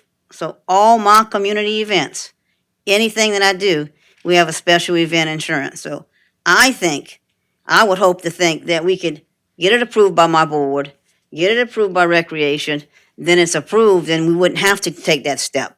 So that's the main thing while I was here today. Thank you for getting me up earlier, but that was the main thing. And let me ask you, and so in your opinion, you also sat on the advisory board too, right? Yes. All Well, right. I sit by my As a direct. representative, Yes. yeah. But the thing about that, it would actually provide more of a service to the people that's out there and give them greater opportunity. Yes. Okay, and that's in your opinion. Yes. All right. One more thing I want to ask you. Doulage runs summer camps. Yes. All right. Have you had any problem getting any money back from the No. guy? Okay, thank you. Yeah, he has a question for you. I'm sorry. Yeah, so I guess, talking about the special permits, event permit, so do you have to list those prior to getting the insurance, or you have a blanket policy? And then if you have something that comes up that you want to do or someone else wants to do, I don't you know. just add it on? Mhm. Does the insurance company just cover it automatically? No, I Or have they gonna give you more, charge you more premium? yes. Okay. So what I do is in fact, I'm fixing to go through it. We do our yearly event. I send it in. So I have to tell them the date, how many people, What they what I doing. assume, what's going on, what address is that. It's all down to that. Everything is written down, sent in, and then I get insurance. So if any date changes or any add-ons, we can add it on. So, and I'm trying to figure out, in your budget, do you have like additional funds left over just in case you have some special events that are new or adding on, or are you charging that to people? No, I don't charge. Okay. Every community event that we have in Dularge is free. Mhm. But, and look, we're a little different also. We still have a committee that does the concessions, and under concession, their funds goes 100% to our programs. Community. But the district helps pay for the insurance policy. Gotcha. That helps us out because it's not a lot of money, but, Right. and then we do have two other organizations that works with us. The Knights of Columbus and the Dularge Volunteer Fire Department on our big functions. But go back in the past again, we would tell the recreation department we're doing an Easter program, and they would actually send additional funds to us. But that was cut out too. So each district that wanted to do any type of community program, they actually had a fee. I think it was $500 last time that they sent to help offset the cost of that program. And the last question, what's your honest opinion about how the advisory board is working? Is it functioning as it is intended, or would you make any changes? Yes, I would. So I think the advisory board should work on policies between the council and the advisory board should work on policies. And I think that could be done 4 times a year. I still think we should have a monthly meeting where we work on recreation problems or district issues, and we can talk also on a manager side. But I think our board members and the council should work policies and procedures. I actually talked to Mr. Mark Omni, because he was chair, that I think we should bring up the next time, maybe 4 times a year, and also bring up, let's look at the policy manual again. Let's open it up at that meeting, open it up and discuss it again. And if you decide you want to change it, you can do it then. I appreciate you. Mr. Pleasure. Thank you, Mr. Chair. I'd also want to suggest to legal as well in regards to what Ms. Tammy Knight suggested about an opinion based on the insurance requirements, that type of thing, because I don't think the air base, I'm just going to use that since that's a parish park. I mean, there's events, people out there all the time, so I just want to make sure we kind of cover it all, parish parks as well as recreation designated parks. But I would also like in that opinion to reflect of, have we had any insurance claims actually made, lawsuits or anything like that to kind of give us an idea or better understanding of a decision. If we've been requiring this for 20 years and we've never had a claim, just to have that knowledge in there or that information in there to help better serve a informed decision. Thanks. Thank you. We'll look into that. We'll provide you with opinion. And obviously, there's going to be a difference between open play, such as a group of people playing basketball, as opposed to a birthday party, even though they're both open. It's going to be there's going to be different requirements for insurance. There's going to be different requirements for permits. Sometimes a public property use permit. Sometimes a special event permit. There's so many permits, as you all know. But I think we all know that it's hard for some of these people to get it because of the insurance requirements, and especially considering the recreation districts and TBCs already awarded with recreational immunity in most situations. I think we're trying to find a way that we can limit those requirements for everybody. So I'll put an opinion together and I'll provide it to you guys. Yeah, and I appreciate that. I think me and the parish attorney, we were actually working on that, how to actually lessen the cost to some of the recreation districts where we can actually provide more of a service to certain people, because there are some areas can afford certain opportunities, and some other people in other areas cannot afford certain insurances. Mr. Champagne. Yeah, and so, Derek, don't take this the wrong way, but my daughter's an attorney, so each rec district has an attorney, right? And they may have a differing opinion than what you're going. So I don't know if Tammy has who her attorney is, but maybe we should also check with each one of those attorneys to see how they interpret what they're doing in each district, and maybe get an opinion from those attorneys, because they're looking at things from their standpoint and a district standpoint. So that's all I just wanted to say. Yeah, I think that's a great idea. My opinion would be solely for TBCG and the council, and this subcommittee, obviously. All rec districts out there, if you're watching or you're here, have your own attorney look into it. Feel free to call my office. We can collaborate. Or if they have a different opinion, that's fine too, and then just follow that. But most attorneys for the rec districts, I believe, are assistant parish attorneys. So have them give me a call if they want to talk. Okay. Okay. Just as a thing, we're talking about insurance and possibly charging rent. The magic word is private. Private versus public. You cannot, basically, if it's a private event, you have to charge rent. You have to have the insurance. And that would cover weddings, birthday parties, or anything like that. That is the key word. Even travel baseball practices, those are private events, because those are private nonprofits that they have on those baseball teams. So the key word is private versus public. Thank you. Almost there. Yeah, I just have one more question, and I'm looking at my notes here. This would probably be better suited to be answered by Mr. Mesh, is it? I think it is. Now, we say I'm just trying to logistically figure this out. It's Randolph Park and Oakshire Park. Naturally, Oakshire Park is where Oakshire Gym and all that is. Randolph Park is where again? It's Great Falls. Okay, all right, because that's what I'm Okay, the gray part, that's Randolph Park. We renamed it Randolph. Gotcha. Now, we said that there was a 20-year lease with the Gray Improvement Committee. 10-year lease, I'm sorry. 10-year lease with the Gray Improvement Committee, and that lease was up just recently, right? And we had somebody come to the mic and answer the questions, please. And even though Mr. Mesh, I made the notes there, but if you can answer that with, It was a 10-year lease, and we had 1 year left. So on September, they canceled the lease that was going to end in 2026.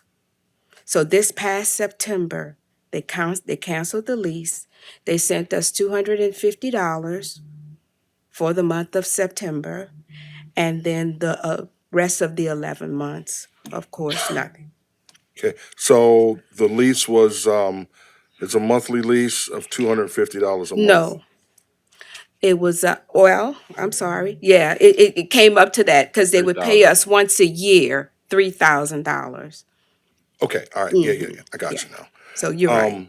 And there was a year left on the lease, and why was the lease stopped, or why it was avoided? So, Too much of an expense. The Expense. was Okay, and it wasn't being used. Well, okay, you had to come to the mic. okay. So throughout the whole process, we were conferring with our attorney, and we figured that it is a good time to be able to go ahead and cancel. So that's what we did. We terminated the lease, but it was because of the expenses okay, and so, not being used. right, so the utilization and the costs incurred with Correct. the park. Okay, so by you being able to do that, you mentioned that, and I just want to make sure that I'm clear for a follow-up later, but the Randolph Park, you were able to relieve or Cancel. I'm sorry there, I'm just making sure here. So with that lease, you were able to, it's about $53,000. That's how much it cost. Roughly Yep. per year to manage that park. So now you don't have that expense anymore of the 53,000. Now we have trucks, we have lawnmowers, all of the other No. What stuff. I'm asking is that cost associated with maintaining that park of 53,000, it's no longer there. So you relieve those funds to be spent or utilized, redistributed Utilized. somewhere else, right? Utilized. All right. So you've already used those funds. Those are being, in November, we're having our Okay. budget. Okay. And just so you'll know, I'm going to do some follow-up calls with the rec district. So if your accountant or whomever it is, because I'm the numbers guy, I'm more so looking at it from a number standpoint, making sure that we're able to achieve the goal that we're here to do, of course, recreate, and also to let the great community know as well that there might be some follow-up phone calls or visits with you guys too, to just get a little bit of clarity, just to make sure, and take all this information that I received tonight, and then I can make a more informed decision, that's all. So, Okay. Is there any like specific that you want that we can go ahead and, itemize? well, I've gotten, I took the notes that I needed, I feel, to make a decision. Now, in me putting all this together, and of course, sitting down with my fellow board members here, there might be some questions that might arise or Do something you want like to talk that. about it this week, possibly getting together and just be able to look at it? Well, we'll just, as time allows, I can't give a set date on that, but as time allows, I'll be able to reach out to whomever you guys designate on the board. We have all the board members' phone numbers and Yes. contact info. Yes, you should. But I will reach out to Mr. Mark Amadei, and he can kind of point me in the right direction wherever I need to go with the questions I might have, because I will be transparent. Yeah, And please. I will ask whatever questions I ask the board, Mhm. I'm going to ask of the great community too as well, and vice versa. So everybody understands Yeah. that, I just want to make a decision based on the information that I have. No, that's perfect. Thank you again. Easy enough, thanks.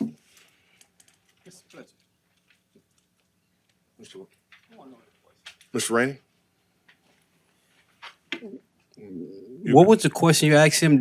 Is he still gonna have the $53,000 a year occurrence on the No. Randolph Park? The question I asked was, by them not, having the park anymore, you know, he mentioned that it cost about $53,000 to maintain that park. And now they don't have that cost anymore, but from what I'm gathering from him, they'll probably in November, it looks like they want to reallocate those funds possibly for something else. But I just had a question about clarity, so I make sure that I wrote my notes down But this is let me try to clarify. The baseball, the football field, they don't have that expense anymore. The Great Randolph Park, they still have that expense. He still's gonna have them $53,000 a year. He hadn't give up that park. He haven't given that park up. Right or wrong, sir? Well, I tell you what, Mr. Rainey, I'll make, you make a point. I Yes, wasn't I just clear want on to make a that. point that but- the district is still gonna have that expense. Gotcha. They're not gonna have the $3,000 a year expense. Gotcha. Well, what we'll do is, we're going to look at it and make sure that we have a clear, concise understanding to make sure that, that I understand and my committee members, fellow committee members understand too as well. But thank you for that. Thank you, Mr. Mesh, too as well.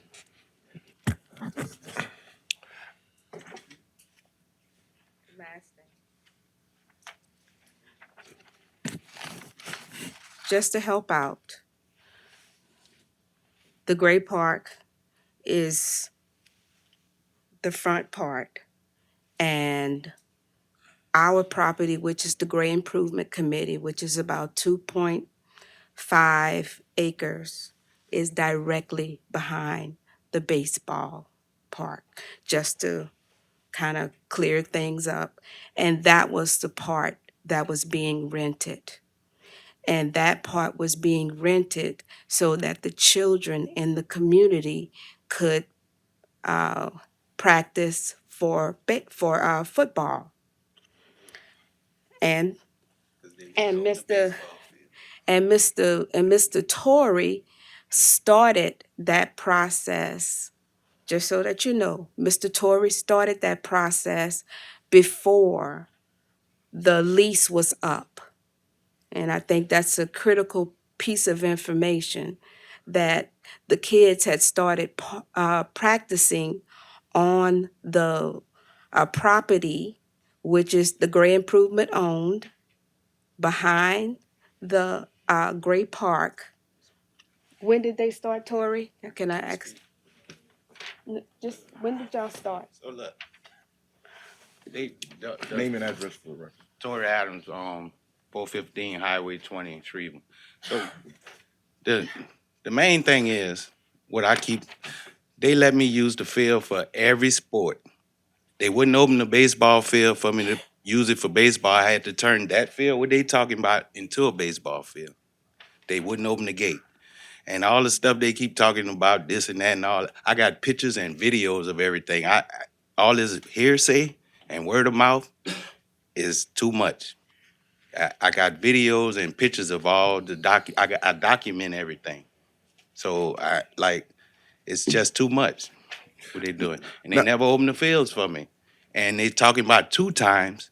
I got pictures is way more than 2 times. Even at Oakshire. Okay. Not even just in the Great Park. When I get to Oakshire, I was locked out a couple times. More than once, more than twice. All right, so I think what we have here is we're kind of going back, and I understand you came in late. Right. So with that being said, in respect of time, what I'm going to do, and this is going to create, and I'm letting the rec district know this too as well, this is going to create a little bit further discussion now, because now I'm totally confused. It seems like we got 2 baseball fields or something else going on. No, they wouldn't open the baseball field for me. All right, so I had to turn the field that they leased, I had to use that for baseball. Right. Easy And enough. the only sport they look like they have trouble with when I get ready for tackle, they want me to go to Oakshire. And they complain about the field not being used Yeah, the but last 5 years, but we're I've gonna been move using on. it the last 2 or 3 We're years. gonna move on from. Yeah, I Yeah, understand, but you know. yeah, we're gonna move on. Right. Say that. Yeah, but we did as best we could with the agenda, and we at item number 15. Before I actually read this, I appreciate everyone coming out here to get it out, and I hope Mr. Champagne and Mr. Pleasure will do their due diligence independently of each other, and the same as I would do to actually do an investigation to come back to a conclusion. The next scheduled meeting will be December 1st, 2025, at 5:30 p.m. in this location right here. December 1st, December 1st, 2025, 5:30 here.